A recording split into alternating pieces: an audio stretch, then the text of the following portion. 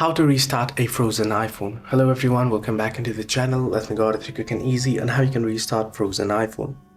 Well, to restart frozen iPhone or to force restart a frozen iPhone basically, you want to press and quickly release the volume up button.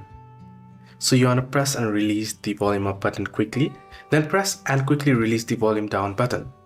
Finally, press and hold the side button until the Apple logo appears, then release the side button. Now this process is the same for most iPhones including iPhone 8 and later models. You want to press and quickly release the volume up button, then the volume down button, and then the power button. You want to press and hold the power button until the Apple logo appears. So click, click and hold, and the restart option should appear, or the slide to power off option should appear, which you can proceed to power off and then power it on again.